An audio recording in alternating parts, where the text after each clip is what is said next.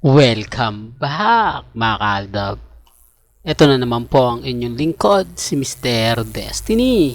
At magbibigay po tayo ng pinakamainit na update po ngayon sa social media. Yung mga nagre-react po mga kaaldab na kumbaga malayo naman yung kuha, hindi mo alam kung anong sinasabi ng mga fans. Ito mas malapit po at talagang dito makikita mo kung papaano nga po dumugin ang isang Richard Polkerson, na kung saan nga po talaga marami po ang nagko-komento, marami nagsasabi nakikita nga po raw daw po itong pelikula nila Julia Montes at Alden Richards dahil sobrang pagmamahal nga po ng binibigay ng mga fans. Kaya nga po itong pinag-uusapan kahit po pep.ph, mga ilang website, mga ilang kumbaga Instagram, Twitter, Facebook, normal lang po yan mga kaaldab ba? Kasi marami nagsasabi na ako, pinopromote mo lang yan Mr. Destiny.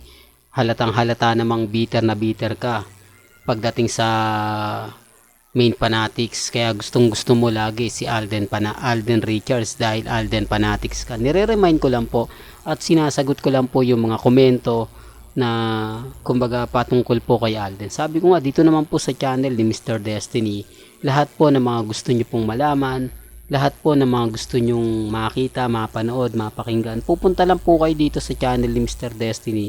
101% updated naman po kayo. Wag lang po kayo maniniwala sa mga sinasabi ng iba, pinapaliwanag ng iba, di po ba? Ito naman po yung kagandahan nyo po sa channel ni Mr. Destiny. Ano man po yung mga nababasa ninyo, napapakinggan, napapanood, chill lang po.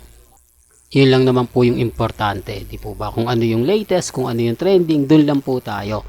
Pero bago tayo magtuloy at pag-usapan itong mainit na update po natin, kung bago ka lang sa channel na to at isa kang true-blooded Aldab Nation na nagmamahal kina Mengay at Isoy, tama po ang channel na pinuntahan mo, kaya consider na po kitang bagong subscriber. At huwag mong kalimutang i-share ang mga video po natin sa mga mami, sa mga titas at sa mga senior. Remind ko lang po sa mga nagsasabi ng ganito, sa mga nagsasabi ng ganon, wag po kayong basta-basta maniniwala. Alam nyo naman po dito sa channel ni Mr. Destiny, kung ano lang po yung latest, kung ano po yung trending, dun lang po tayo.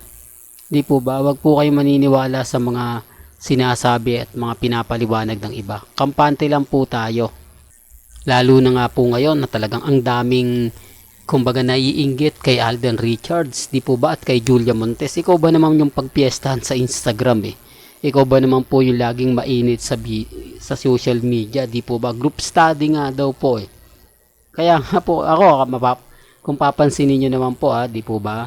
Kung gaano po kainit yung pagtanggap ngayon kay Alden Richards at kay Julia Montes, patunay lang po yan na yung mga ibang naandyan talagang tututok at panonoorin nga po ang pelikula ng dalawa. Hindi ko to pinopromote, ang sinasabi ko lang yung magiging reaksyon o yung mga kumbaga sinasabi, mga komento, di po ba? Pansin nyo naman po kung gaano nga po ba talaga kainit at kung gaano nga po ba nila kamahal si Richard Polkerson, di po ba? Sa mga taong magsasabi ng ganito, magsasabi ng ganyan, okay lang po yan. Ang importante lang naman po maging updated po kayo pagdating po sa social media.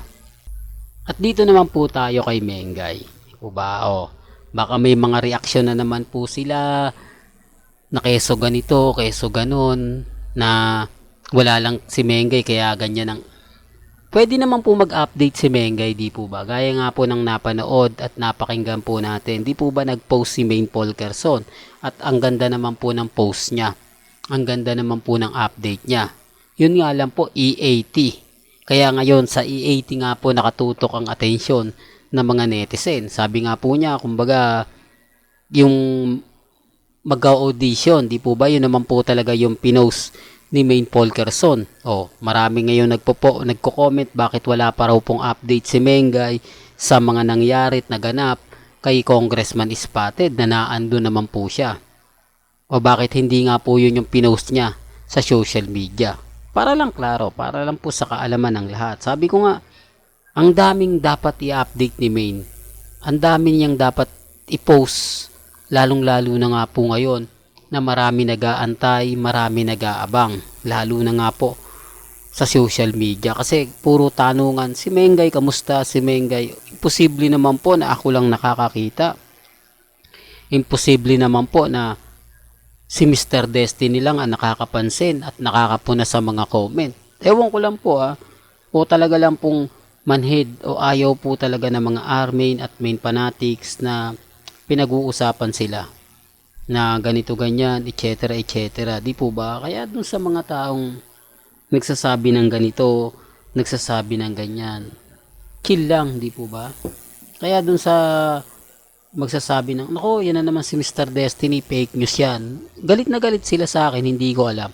Hindi ko alam kung bakit iritang-irita po sila kapag ako nag-update sa Instagram, lalo na po sa Twitter. Pero okay lang, sabi ko nga, darating din naman po yung point mga kaaldab, magiging kampante pa rin po tayo, magiging matatag. Ang importante lang naman po, yung mga nababasa ninyo, nakikita ninyo, napapanood ninyo, chill lang po tayo. Yun lang naman po yung importante. Hanggat wala pong ginagawa si Mengay na ikagagalit, ikaiinis ng mga ilang main fanatics, R-main o ng Aldab Nation, pasensya na po. Ibig kong sabihin, yung mga post niya katulad po ng kaganapan kagabi. Di po ba? Grabe yung post ni Ibiang, no? Halatang halata po na kumbaga kulang na lang lagi niyang i-update yun eh. Pero sabi ko nga kung si Mengay po, masasabing ganun nga po na talagang mahal na mahal niya si Congressman Spotted. Bakit lagi nga po bang pinangungunahan? Sa totoo lang po, paborito talaga ni Ibiang si Congressman Spotted. Di po ba? Sabi ko nga po sa inyo, kakaiba yung mga nagiging senaryo. Lalo na nga po kapag binabanggit niya si Mengay, hindi po mayaalis na sabit lagi ang pangalan ni Congressman Spotted. Di po ba sinasabi niyang masaya, ganito ganyan? Di po ba? Hindi po katulad, kita nyo naman po yung mga pag-aalaga ni Mengay kay Alden. Kahit throwback po, maraming nakaka-relate. Yan ba yung mag-asawa lang?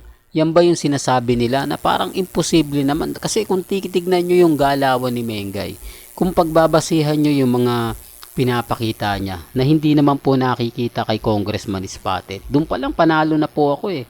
Doon pa lang masasabi nyo na parang may mali eh. Pero gaya na sinabi ko, may kanya-kanya tayong opinyon, may kanya-kanya po tayong pananaw.